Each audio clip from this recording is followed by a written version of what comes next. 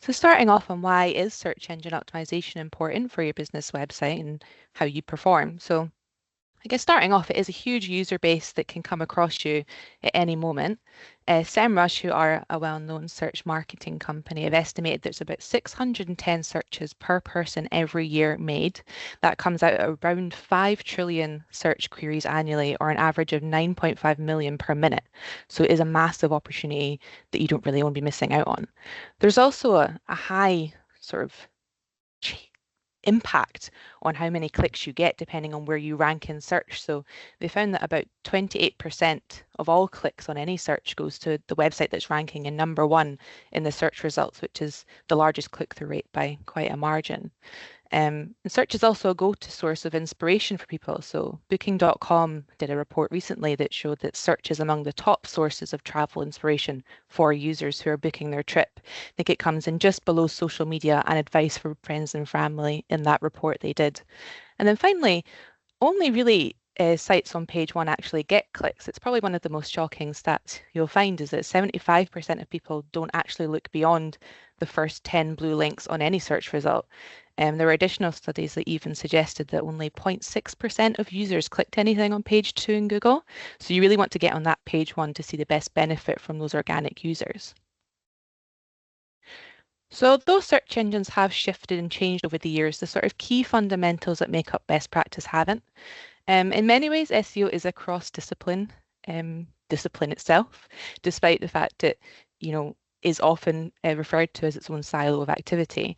It does cover things in content, technical and development, and even brand building.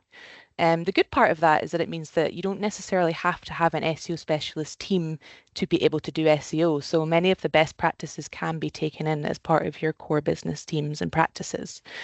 Before you start looking at SEO, though, it is important to familiarize yourself with these things on the right-hand side. So I've sort of divided each of the activities that make up SEO into the three core pillars that you'll see. You should prioritize your SEO approach based on your resource, the size of your site, and your budget, because it is important to know that there are some areas of SEO that will require, digital investment, budget, and a lot of time. So for example, things like technical SEO, that often requires a development team to make changes and not everyone's in the position to take on that resource. But a lot of issues like keyword targeting or image optimization can just be done as your core content maintenance schedule. So it will be a lot easier for those smaller sites or people with smaller resource. So what are some of the common issues we've come across when we audit sites across the travel sector, including our own? Before I dive deep into these actual issues mentioned, I think I need to sort of explain some of the key terminology that I use and you will see a lot of other SEO articles and resources use when you're looking into the topic. So title tags, meta descriptions, and keywords are all terms you will see mentioned a lot.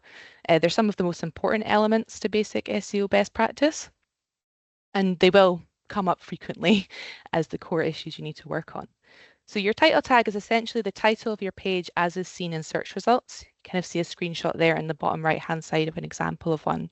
Occasionally, Google will override it with your main page title. That's not unusual and nothing to be concerned about if that happens with your content. They should ideally be 50 to 70 characters in length, but that does include your brand and spaces. So it is a pretty limited space that you have to work with. It is quite a common issue that these are too long or too vague for users and they don't get the right click-throughs. Meta descriptions are a short snippet of text which sits beneath the title tag in the search results. Again, you can kind of see it over there on the right-hand side. And Google does often override these as well, as Google likes to do, with intro text. But it is best practice, even when this is happening, for every page to have a unique meta description. These again do have a character recommendation of 50 to 160 characters in length. And this doesn't necessarily impact your rankings, but they are very important for click-through rates. They kind of serve as a bit of a pitch for your website to the users when they look at you in search. You can also kind of see in that example on the right-hand side what happens when they're too long. So they do get cut off and you just sort of have the ellipses, which doesn't look the best for users. Finally, keywords, which is probably the biggest one, and you'll hear me talk about keywords a few times today, are the words and the phrases that users will type into a search engine to find information. So for example, B&B Scotland, that might be a keyword that's input by a user looking to book a B&B in Scotland.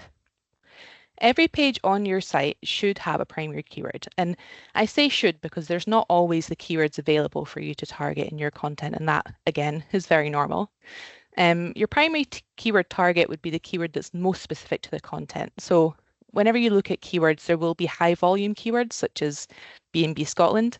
But if you are a B&B in Fort William, you don't want to target such high vague keywords because they are not highly specific to your content. So that would not be a primary keyword target in this example. So you would use these primary keyword targets in your titles, your copy, and your meta description. You can then also assign your page secondary keywords, which are also keywords that are relevant to your page, but are generally a little bit less specific. So they're then dotted throughout the page where suitable to pick up additional rankings. So some of the key issues to check to get started on your SEO is that your title tags aren't too long. It's the very common one. Your page titles aren't too vague. We always say that to test if your title is specific enough, a user should be able to look at your title without seeing any of the context of your website, any of the content that's filling out the rest of the page, and still know what they're going to find when they scroll down. You should also have all your pages with a primary keyword target where possible, and a meta description of appropriate length assigned to each page. I've also included some tools and resources on the right-hand side to sort of help you get started on checking your website for issues and doing some basic optimization. Some of these tools are free, such as Google Search Console, but it is worth bearing in mind that an extensive SEO approach will likely need some budget for keyword tools at some point. All the resources I have listed here are free to access SEO blogs and are very good resources that we use in-house as well to keep up on things like algorithm changes, best practices, and all the features that Google's releasing. So now I wanted to just take some time to debunk common myths that maybe put people off SEO or harm how people go about approaching SEO. The first one is that SEO is a sort of one-time project or effort. You know, you've had an audit done, they've given you a list of things to change, and you can just go do those changes and leave it at that. There are two aspects to this myth. So some people say that SEO changes fast, is best approached by sort of short-term play, little trend pieces here and there. Others say that sort of consistency is the key to long-term traffic, sustained rankings, things like that. And both of these are true at the same time. SEO does offer opportunities for quick wins and results that also compound over years and months. However, generally speaking, you should never sort of approach it as a one-time, one and done. You should be building it into your key processes. At the very least, when you're building content, it should be something that you consider throughout that process. The second myth is that if you have more content, you'll automatically perform better in search. The truth is that whilst content can give you visibility and having a lot of it does, bring you up in multiple different searches, that doesn't necessarily mean that you're going to drive meaningful traffic, because SEO is as much about the quality of traffic as the quantity of traffic you're getting from search.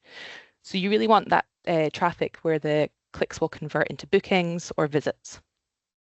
Quality information that's highly relevant to your business and the user's search intent, so the reason they're searching, if they're wanting to book something, if they're looking for a specific question to be answered, having those answered specifically in your piece is much more important than having loads of content that covers all sorts of information.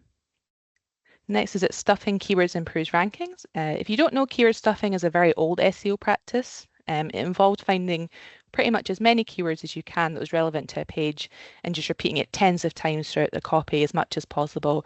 The more times you say it, the more Google thinks that you're relevant. This used to work, but did typically make for a really horrible user experience when reading the content. I'm sure you can imagine if you're reading intro copy and it says Scotland B&Bs about 12 times in the space of 3 sentences, it starts to get a bit difficult to read.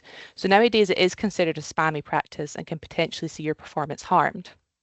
So again, you want to really focus on the quality of that content, where you're answering user need, providing quality information, the rankings tend to follow suit.